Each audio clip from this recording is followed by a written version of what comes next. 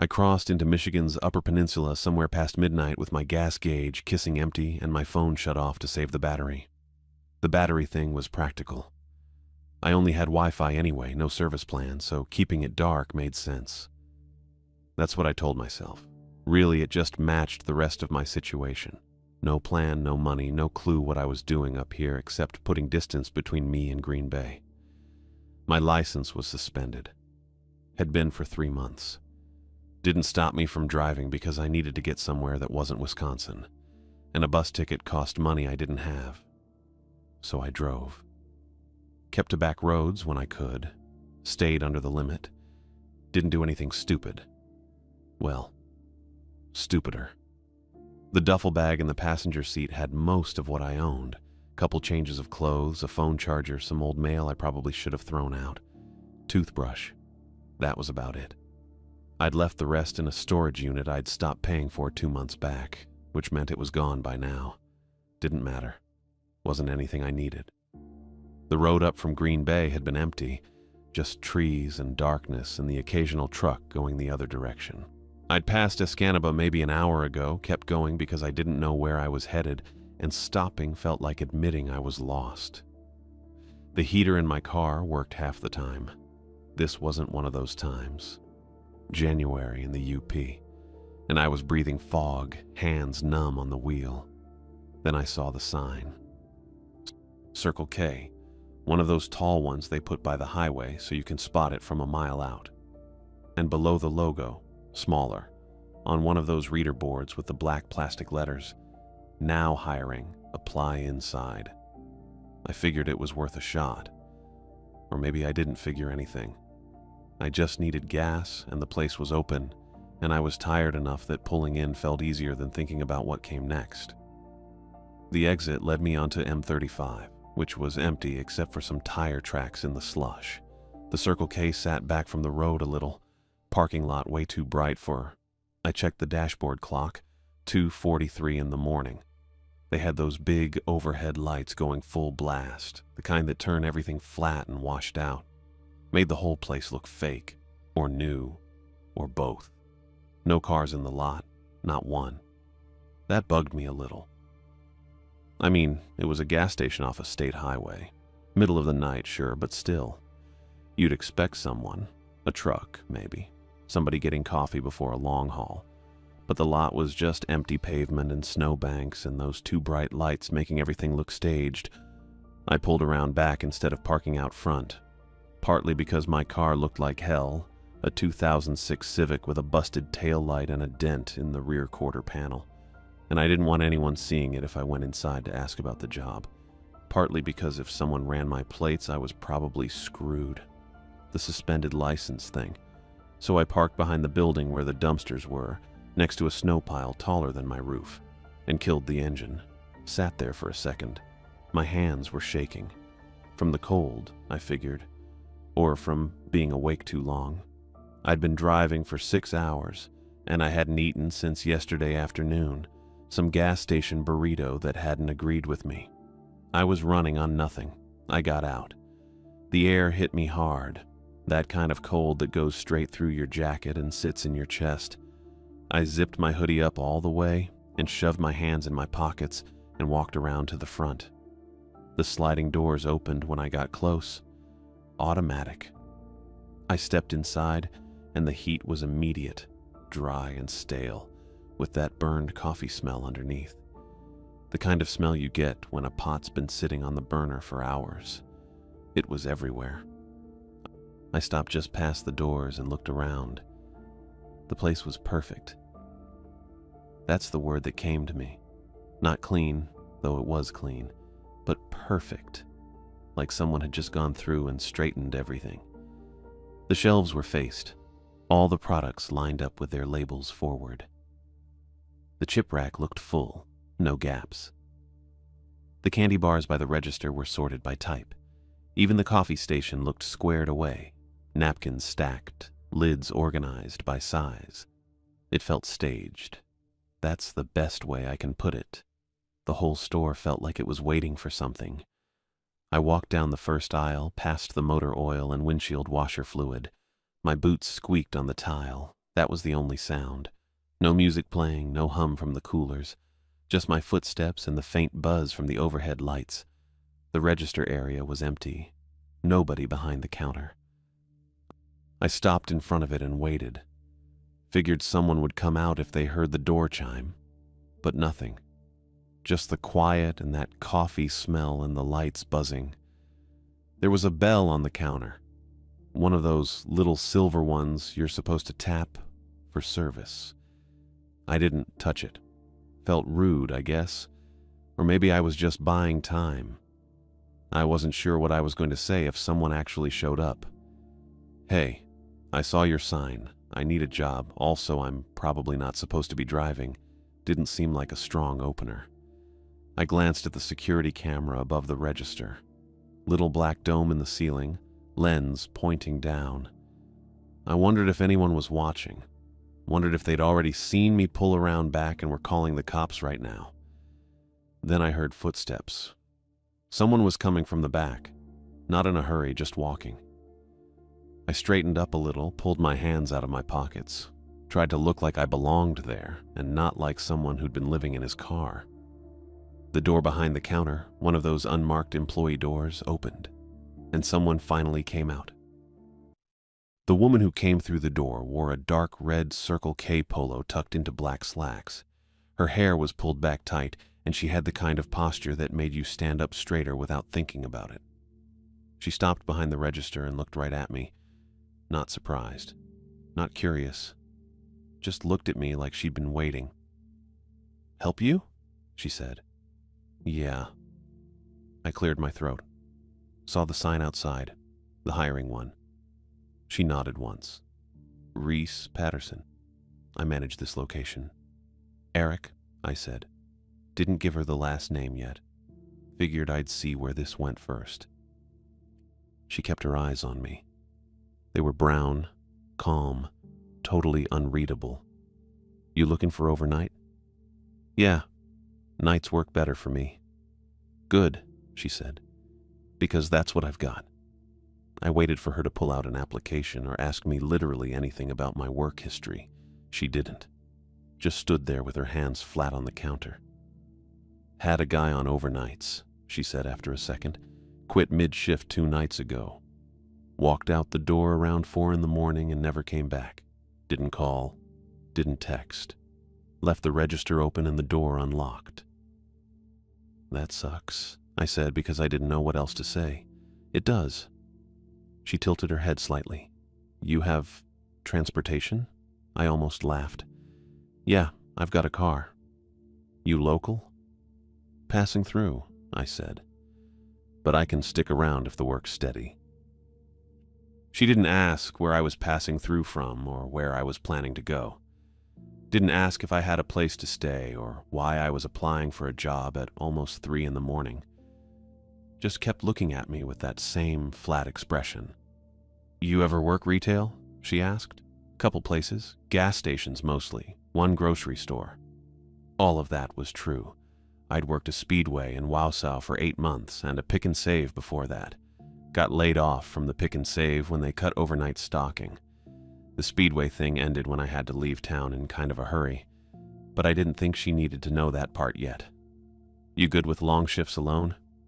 "Yeah," I said. "I'm fine with that."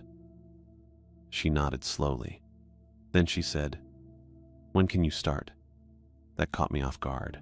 I blinked. "Now." "Tonight. I mean, I can start tonight if you need me to."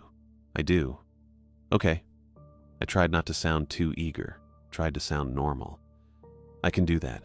Do you need me to fill out an application or—" "We'll handle paperwork later," she said. "I need someone on the floor tonight or I have to cover it myself, and I've been here since yesterday morning." I nodded. That made sense. Sort of. "Sure, yeah, I can start now." She watched me for another few seconds, and I got the weird feeling she was deciding something.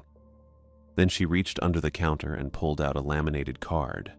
It was maybe 5 inches by 7 inches, the kind of thing you'd use for a reference guide or a cleaning checklist.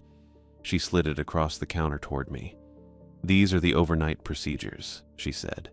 "You follow them exactly. No exceptions." I picked up the card. It was heavier than I expected, laminated thick enough that it didn't bend. The text was printed in dark blue ink, all caps, centered on the card. It said, "Overnight procedures, Circle K. 463 door, keep unlocked until 2:07 a.m., lock at 2:07 a.m., do not unlock again for any reason. Payment, accept U.S. paper currency only, no coins, no cards after door is locked. Freezer, alarm will sound once per shift. Silence it. Do not open the freezer door. Radio, if radio turns on by itself, mute it. Do not change the station. Coffee, turn off warmer at 3:33 a.m. for exactly 1 minute. Turn it back on after.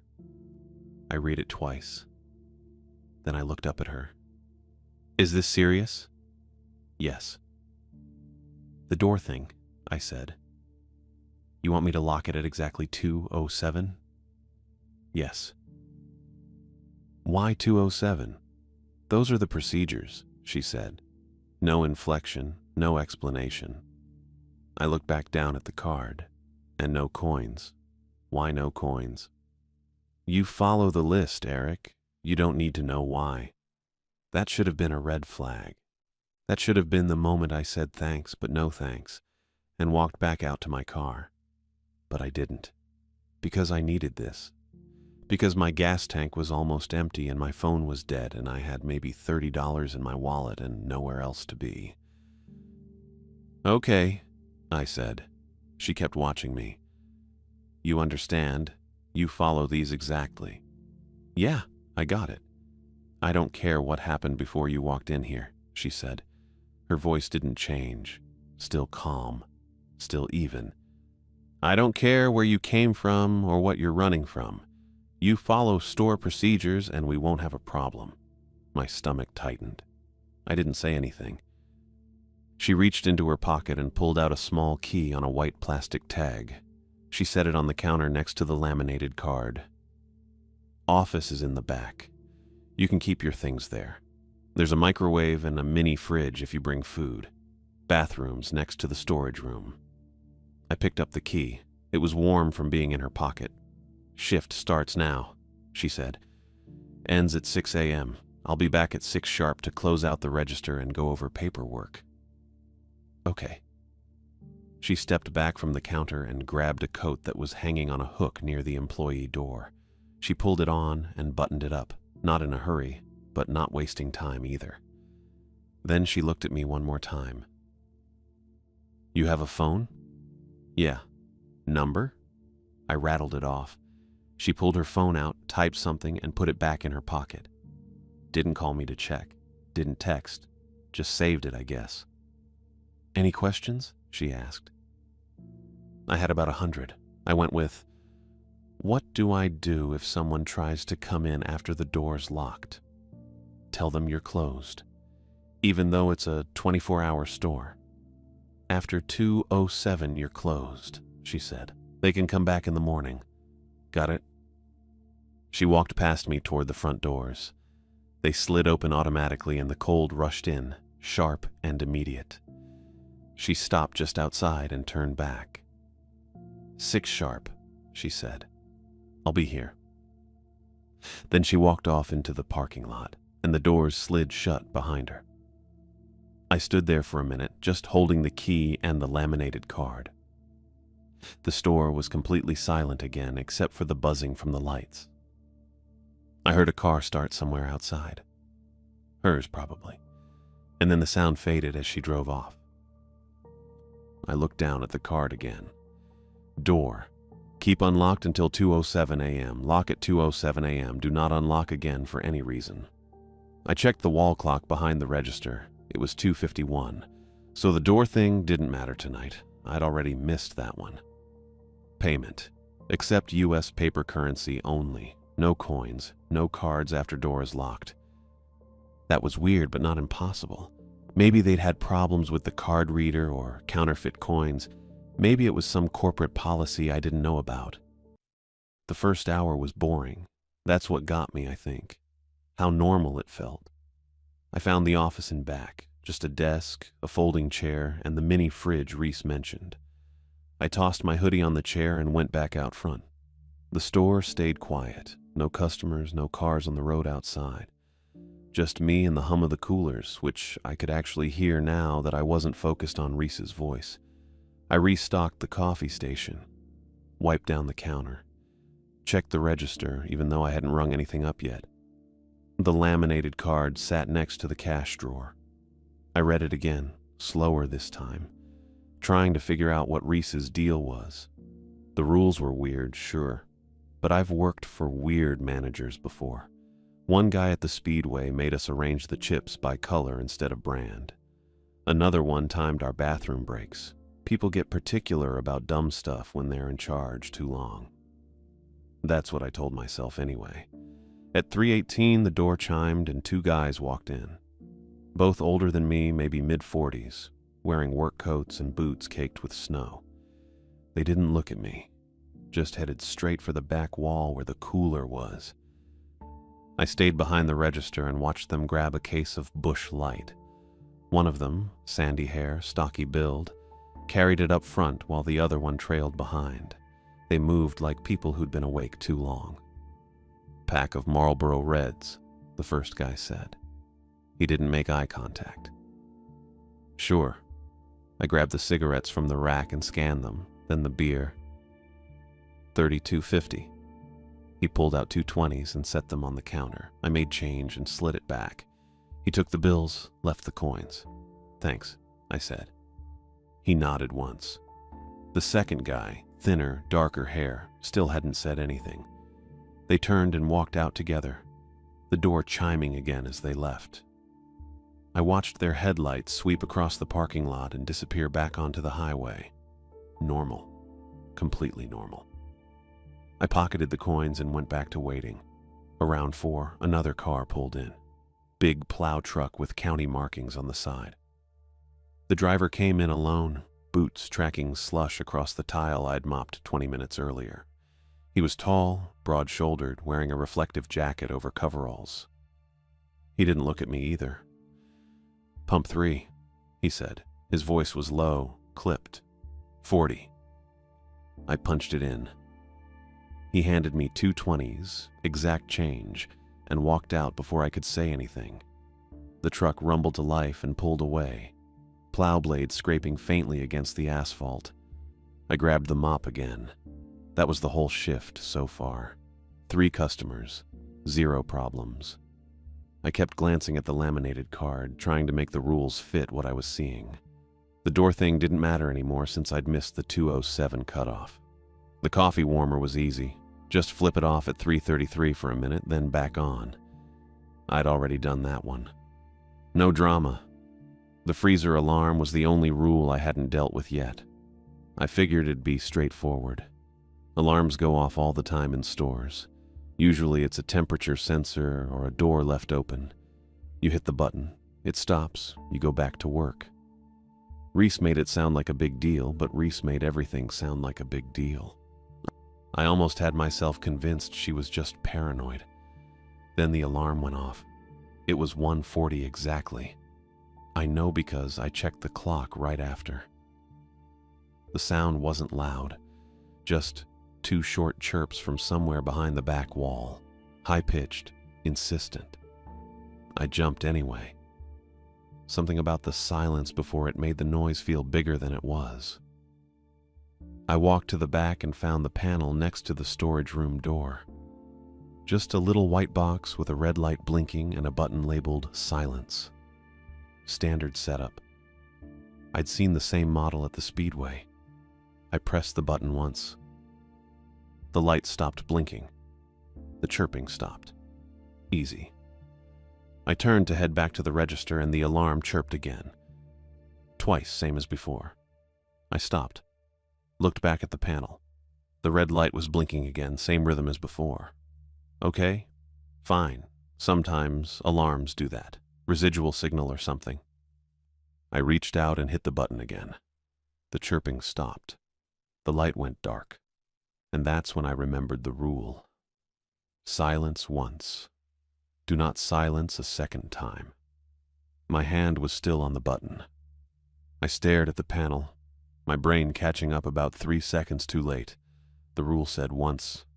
I'd hit it twice. I pulled my hand back and waited.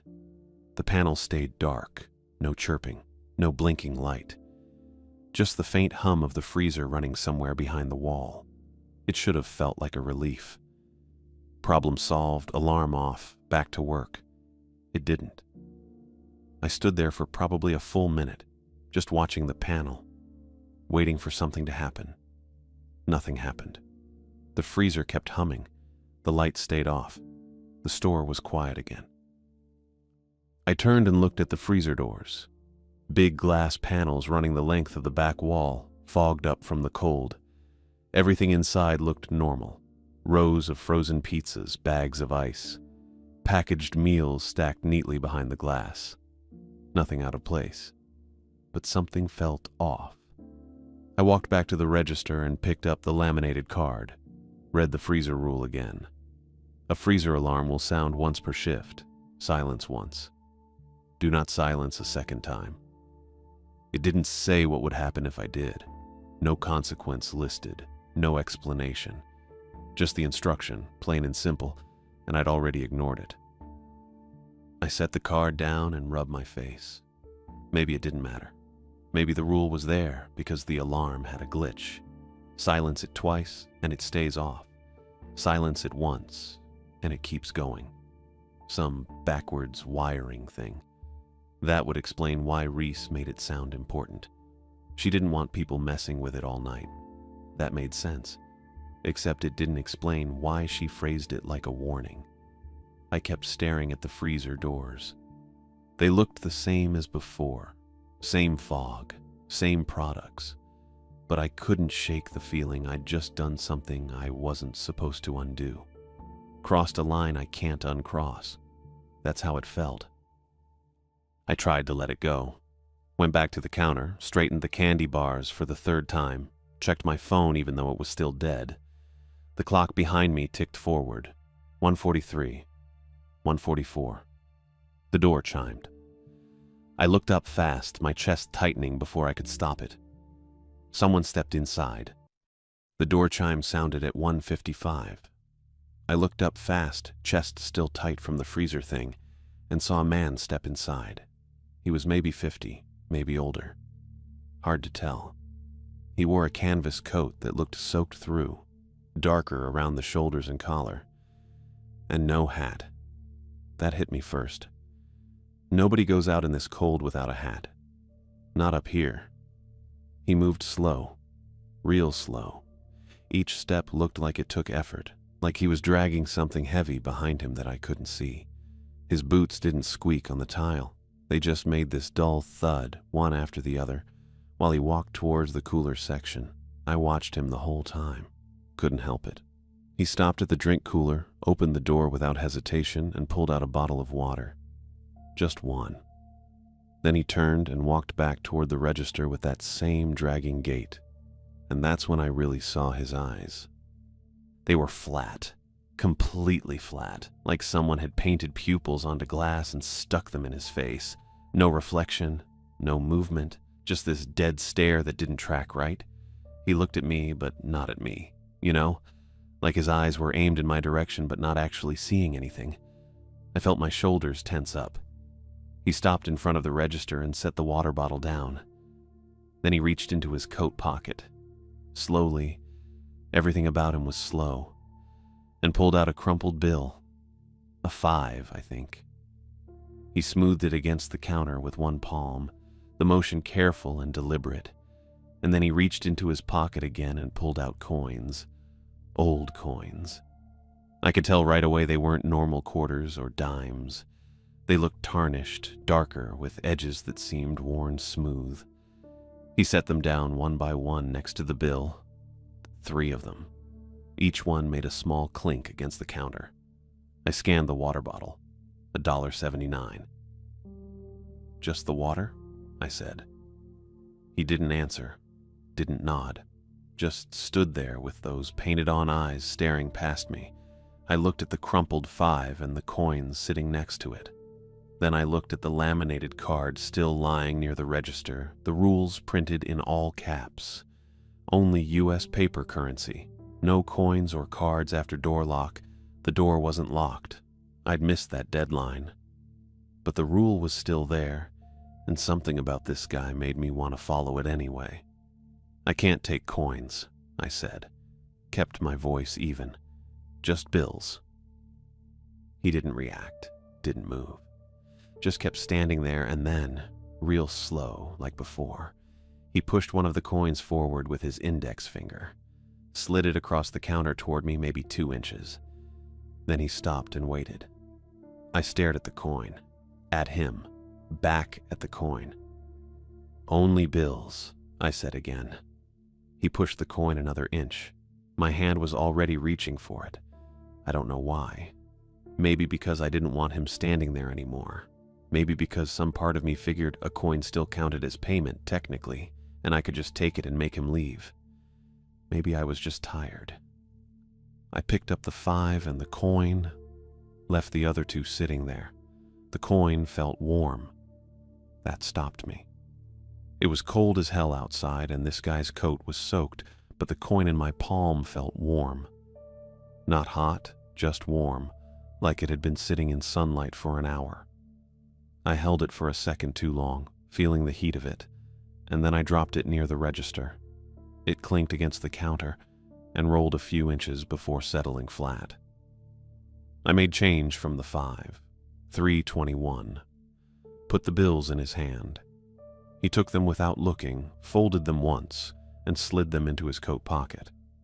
Then he picked up the water bottle and turned around.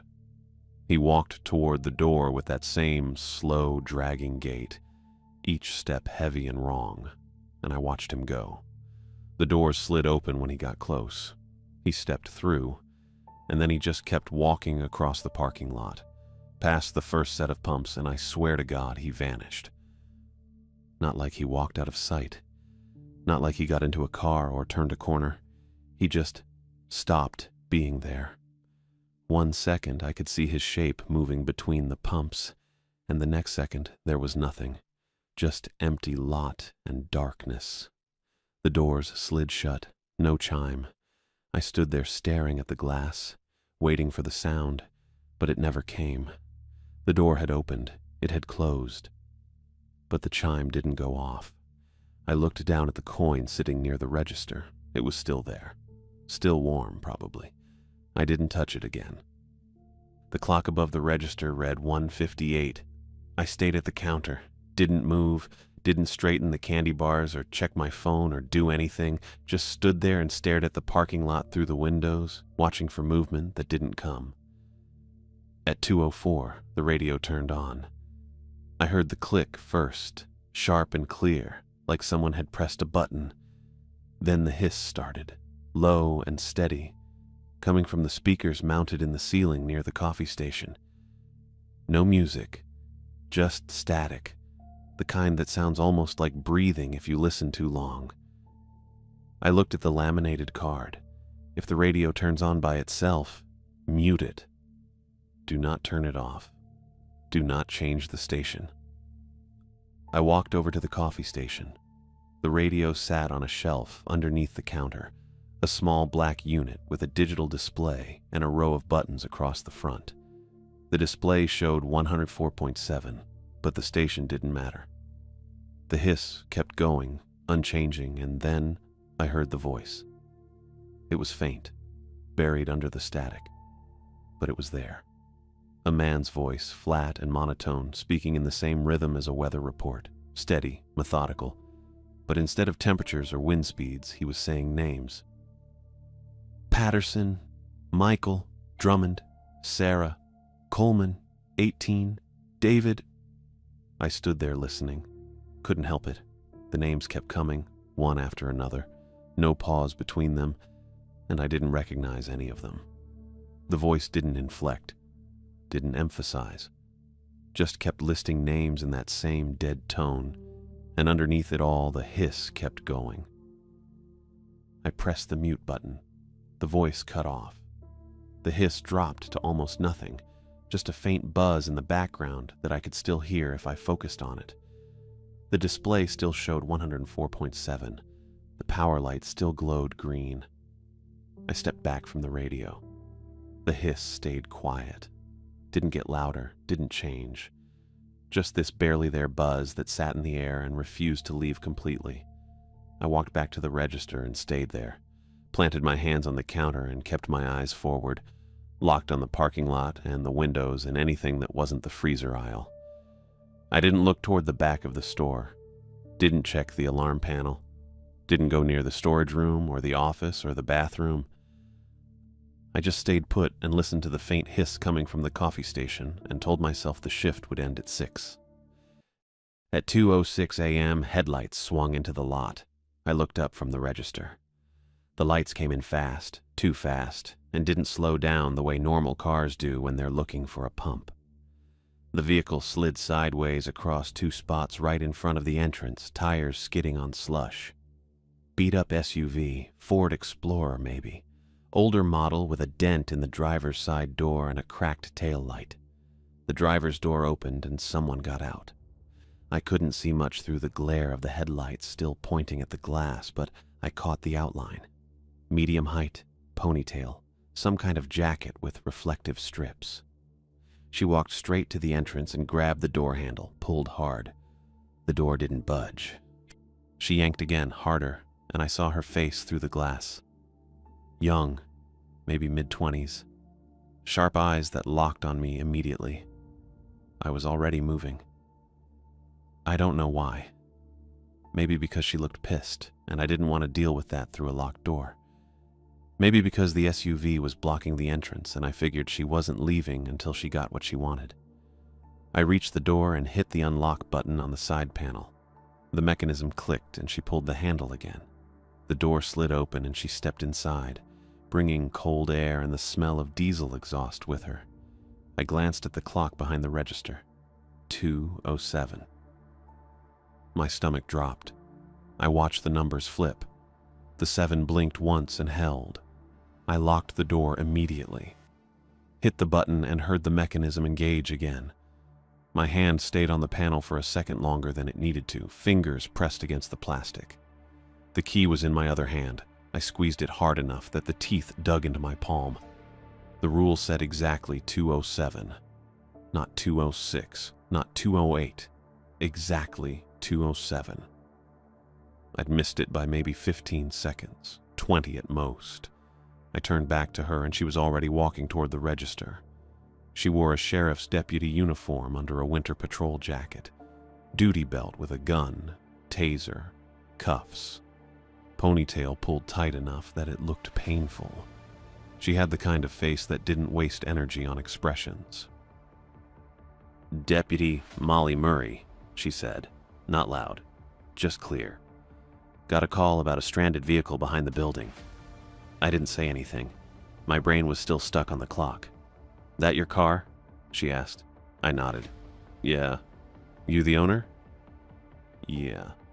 She stopped at the register and looked at me. Her eyes were blue, cold blue, the kind you see on people who spend a lot of time outside in winter. "Can I see some ID?" I hesitated. Just a second. But she caught it. "ID," she repeated. I reached into my back pocket and pulled out my wallet, flipped it open and handed her my driver's license without looking at it. She took it and studied the photo, then looked at me, then back at the license. "Eric Bridges," she read aloud. That wasn't my name. I mean, it was. Technically. But I'd given false names before, and this time my mouth moved faster than my brain. That's right. She held the license up to the light like she was checking for a fake. Maybe she was. "Says here you're from Wisconsin." "Yeah." "What brings you up here?" "Work," I said. Kept my voice even, confident. That was the trick. If you sounded sure, people believed you, most of the time. She handed the license back. "Work." "Yeah, got hired tonight, overnight shift." She looked around the store, took in the shelves, the coffee station, the freezer aisle in the back. Her gaze stopped there for a second longer than it should have. Then she looked back at me, Reese hire you? Yeah. When? Couple hours ago. Maybe 3. Molly's jaw tightened. Not much, just enough that I noticed. She tell you anything about this place? I shrugged, gave me the procedures, said to follow them. Her eyes flicked to the counter. She saw the laminated card sitting next to the register. I'd left it there after the last time I read it. She didn't reach for it. Not yet, but I could tell she wanted to. Your car's parked behind the dumpsters, she said. Why? Didn't want it blocking the lot. Uh-huh. She didn't believe me. I could hear it in her voice, flat, skeptical. The kind of tone cops use when they're deciding whether to push harder or let it go. She let it go. For now. Her attention drifted again, back toward the freezer aisle. She tilted her head slightly, like she was listening for something. I didn't hear anything. Just the faint buzz from the muted radio at the coffee station. Then the freezer alarm chirped. Once, short and high-pitched. Same sound as before. Molly's head snapped toward it. Her hand moved to her belt, not to the gun, but close. Instinct, maybe. I stayed still. Didn't move toward the alarm panel. Didn't press the silence button. The rule said to silence it once. I'd already silenced it twice earlier. I wasn't touching it again. The red light on the panel blinked. Once. Twice. Molly started walking toward the back of the store. Hey, I said. She didn't stop. I moved around the register and cut her off before she reached the freezer aisle.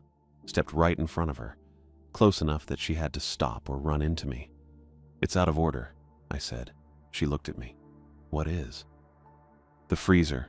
Alarm's been going off all night. It's broken. You shouldn't open it. Her eyes narrowed. Why not? It's out of order, I repeated. Reese said not to touch it. Molly didn't move. She just stood there, staring at me, and I realized she was reading me, watching for tells, checking whether I was lying. I wasn't lying. Not really. The rule said not to open the freezer door. That was true. She stepped around me. Not aggressive, just deliberate. Walked past me toward the alarm panel. I turned and watched her. My chest felt tight again. She stopped in front of the panel and looked at it. The red light was still blinking. She reached for the laminated card on the counter and picked it up. Read it. I saw her shoulders change, tighten.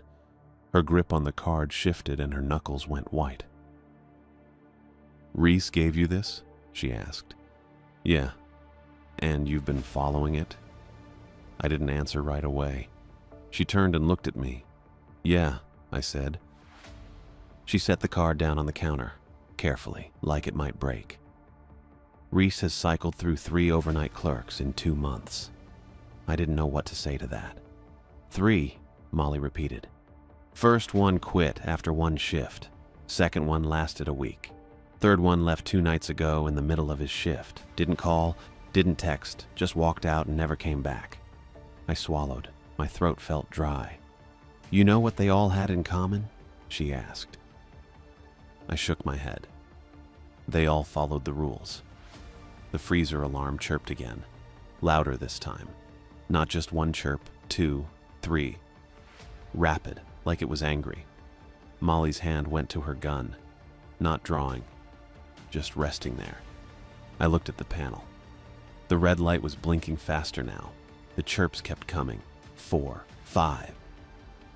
That alarm was disconnected, Molly said. Her voice was quiet, steady. But I heard the edge in it. After an electrical fire last year, Reese had it pulled. It shouldn't be able to make any noise at all. I stared at the panel. The lights above the freezer aisle flickered. Once, twice. Then they started pulsing. Slow at first, then faster. The rhythm felt deliberate, alive. I looked at the register. At the warm coin still sitting on the counter next to the 2 others the man had left behind. The man who'd vanished in the parking lot. The man who'd paid with coins after the door was supposed to be locked. I'd taken it, The coin. I'd picked it up and then dropped it, but I'd touched it, accepted it, and I'd silenced the alarm twice. I realized it then, clear and cold and certain. I'd let the wrong kind of payment in. Molly turned away from the freezer alarm panel and looked at me.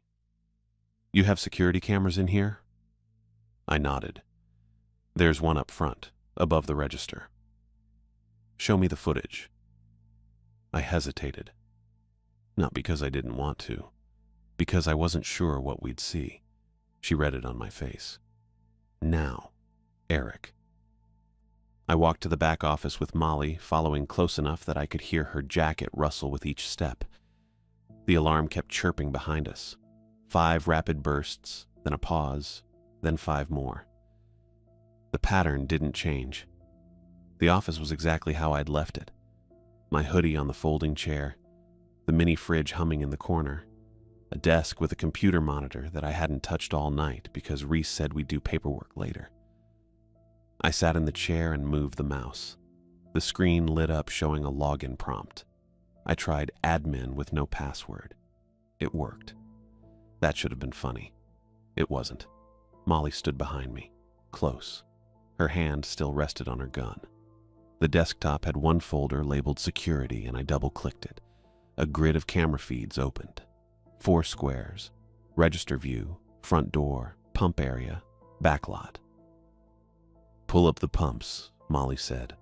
I clicked the pump feed to expand it full screen. The timestamp in the corner read 2:14 a.m. The image showed the forecourt with 2 rows of pumps under bright overhead lights, snow piled at the edges, tire tracks crisscrossing the slush.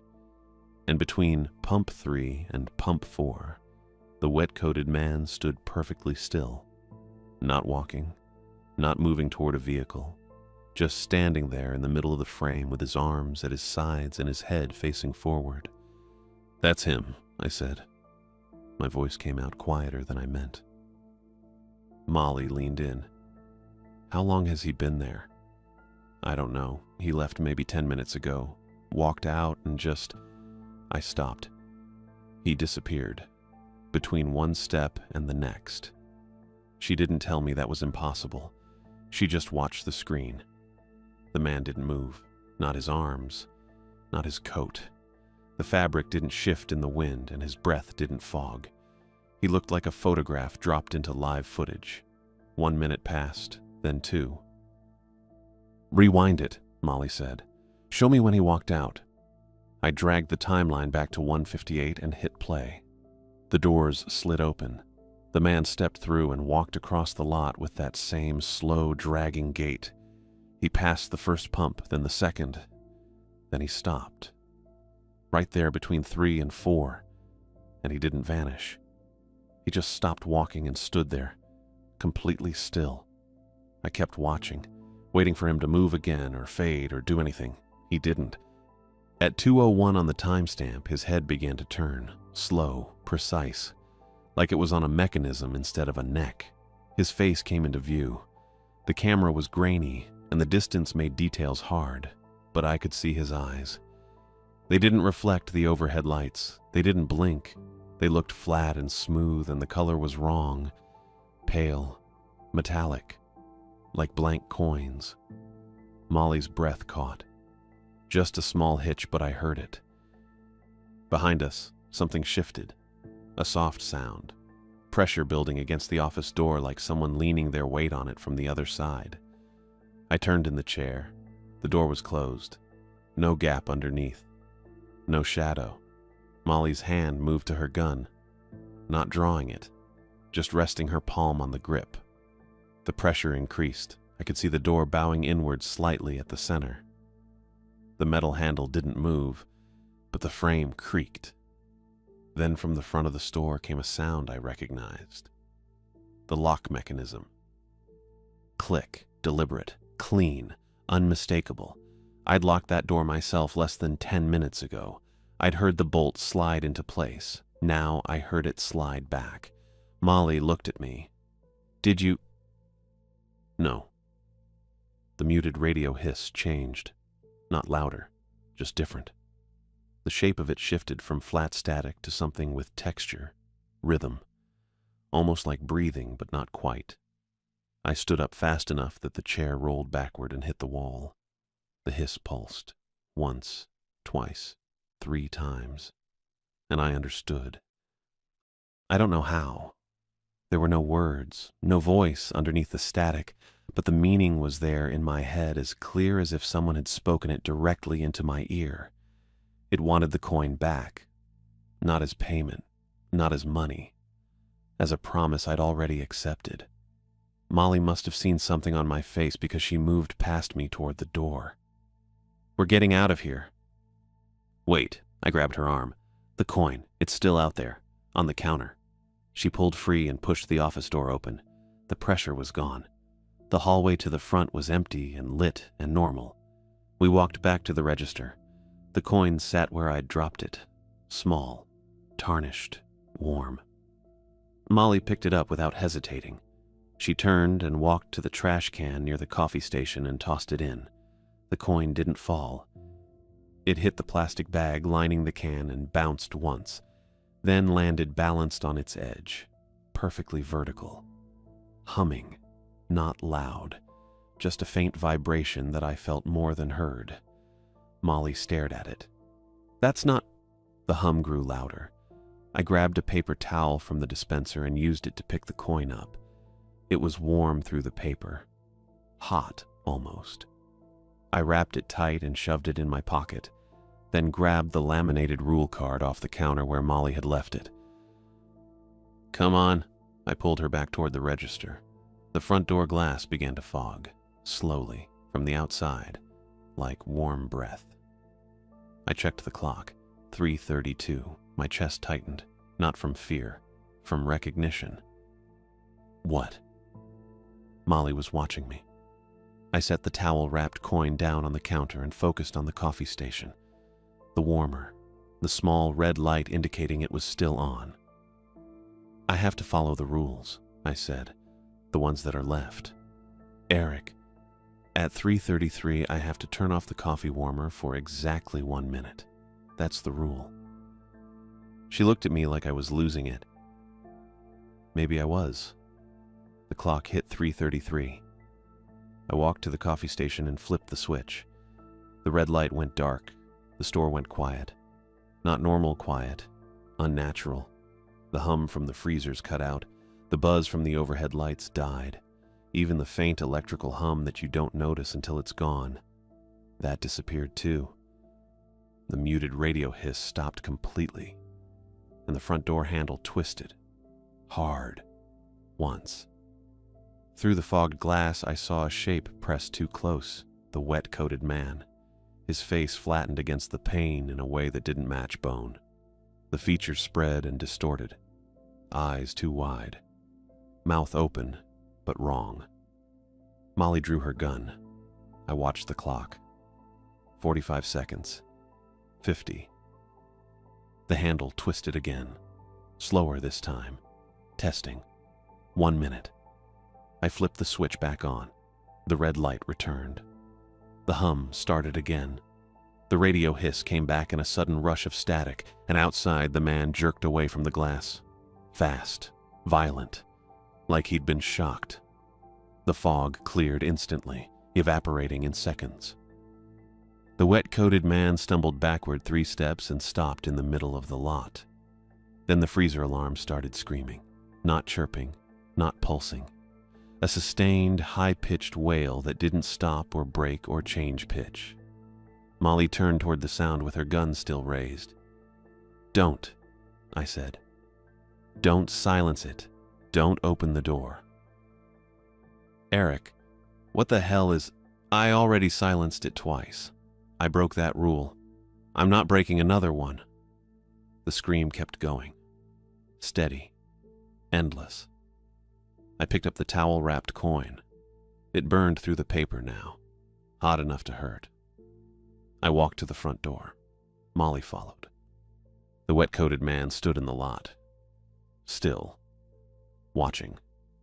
I unlocked the door but didn't open it. I crouched down and pressed the coin against the gap at the bottom. The space was maybe half an inch. just enough. I pushed. The coin slid through. Smooth. Easy. Like it wanted to go. The alarm stopped. Instant. Total silence. Outside, the wet-coated man shuddered. His whole body jerked once, violent and wrong, then his knees buckled. He collapsed. Not like a person falling. Like something with no structure. His coat hit the pavement and spread. His body didn't stay solid. It broke apart into something dark and liquid that pooled on the asphalt and soaked in. In 5 seconds he was gone.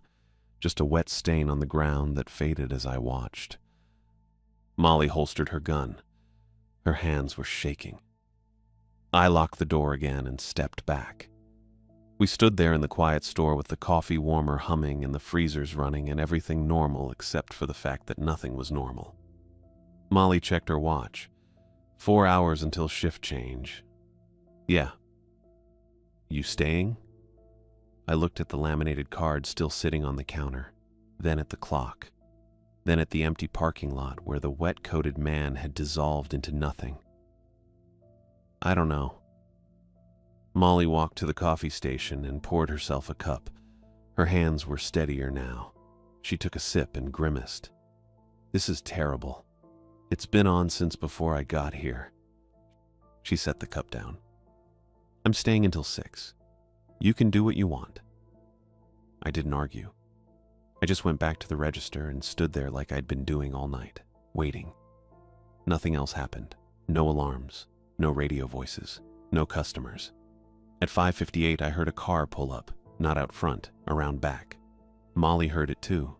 She moved toward the employee door with her hand near her belt. The back door opened and Reese walked in carrying a travel mug and her keys. She looked exactly the same as when she'd left. Pressed polo, neat bun, calm expression. She saw Molly first. Deputy Murray. Reese. Then Reese looked at me. How was the shift? I stared at her. How was the shift? Any issues I should know about? Molly laughed, short and sharp. You're serious. Reese set her mug down on the counter and pulled out her phone. I'm here to close out the register and finish onboarding paperwork. Eric, if you'll follow me to the office. I'm done, I said. She looked up. Excuse me? I'm not working another night. I'm done. Reese studied me for a long moment. No surprise, no disappointment. Just that same flat calm. I see. I pulled the office key from my pocket and set it on the counter next to the laminated card. That's it. I'm out. You understand you won't receive payment for tonight without completing the onboarding process. I don't care. Reese picked up the key and put it back in her pocket. Suit yourself. That was it. No questions. No attempt to convince me to stay. She just opened the register and started counting bills. I walked past Molly toward the front door. Eric! Molly's voice stopped me. I'll give you a ride. I turned. My car's out back. Your license is suspended. I ran your plates while you were in the office. Of course she had. I should have expected that. County line, she said, and that's as far as I go. After that, you're someone else's problem. I could have argued. Could have told her I'd take my chances with my own car and the back roads. But my hands were still shaking, and the idea of being alone in the Civic with 6 hours of dark highway ahead made my chest tight. Okay. We walked out together. The doors slid open and cold air hit me hard enough to sting. Molly's patrol car sat in the lot with the engine running and exhaust clouding white in the freezing air. I got in the passenger seat. It smelled like coffee and leather and faintly like gun oil. Molly pulled out of the lot and turned onto M35 heading south. I didn't look back at the store, didn't check the rear view. Just kept my eyes forward on the empty road. After 5 minutes, Molly glanced at the mirror. Then again 30 seconds later. What? I asked. Making sure we're alone. We drove in silence. The heater blasted and slowly my hands stopped shaking. The sky was still dark but starting to pale at the edges. Another hour and the sun would be up. At the county line, Molly pulled onto the shoulder and put the car in park. This is it. I opened the door. Thanks. Eric. I looked back. Don't come back up this way. Whatever you're running from, it's better than what's in that store. I know. I got out and she pulled away, taillights disappearing down the highway. Behind me, miles back in the dark, the Circle K lights were still on, still glowing, still waiting for the next person desperate enough to take the job. I turned south and started walking. My car was back there behind the dumpsters with my duffel bag and phone charger and everything else I owned. But I wasn't going back for it. Following the rules had cost me my last easy option, my car, my phone, whatever pay I might have earned. But breaking them would have cost me a lot more. I kept walking and didn't look back.